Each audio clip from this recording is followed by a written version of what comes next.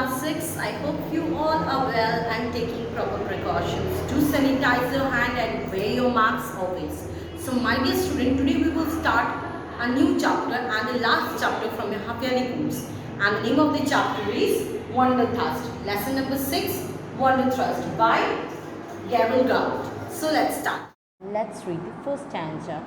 Beyond the east, the sunrise, beyond the west, the sea, and east and west, the wonder thrust that will not let me be. It works in me like madness, dear, to bid me say goodbye. For sea's call and the star call, and oh, the call of the sky.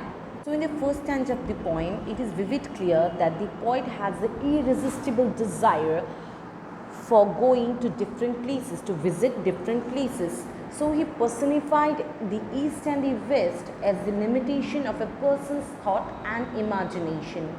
Well, his earnest desire students to visit and see unseen places and know unknown fact. His desire to gain knowledge does not let him fixed in one place for a long time. And so he says that the nature calls him, the sky, the sea calls him from within and is forcing him to say goodbye to all his dear ones. I know not where the white road runs, nor what the blue hills are, but a man can have the sun for a friend and for his guides a star, and there is no end of voyaging when once the voice is heard. For the rivers call, and the roads call, and oh, the call of the bird. So in this second stanza, student, here the poet expresses that he is totally an unexperienced traveler. He don't know where the wide roads run, nor he knows about the blue hills. But his desire to travel is so strong that he sees that a man can have the sun as his friend. He can make sun as his friend and star as his guide to show him path where to go and where the white roads lead, where the blue hills are. And he can never leave, there is no chance of leaving traveling once he could hear the voice, when a man could hear the voice of the river which calls, the road calls, and the bird calls. He is so fascinated of traveling that he wants to feast his eyes with beautiful sight of nature. Let's read the last and the third stanza of the poem. Yonder the long horizon lies, and there by night and day the old ships draw to home again, the young ship sails away.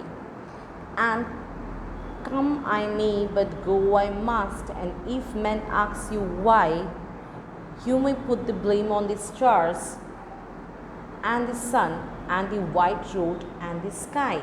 So here in the third stanza, students, wonder means, firstly the word wonder means there, and the horizon means the line where the earth and the sea seem to meet.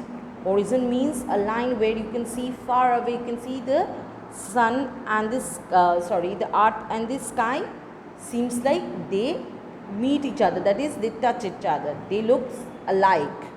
So in the third stanza the poet says that if he looks around, he can easily see the horizon where the earth and the sky meets, where the earth and the sky seems to meet. He can also discover the movements of the ship as he observes the return of the old ships returning back home and the young ship sails away.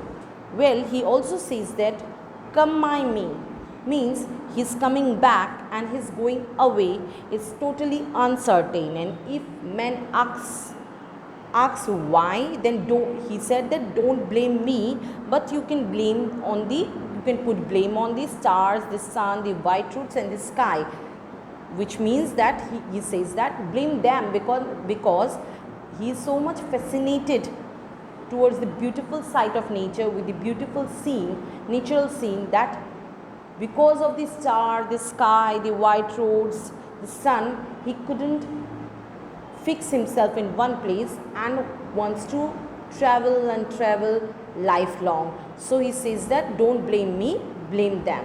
So that's all for today, students. Here is the end of the poem. Thank you.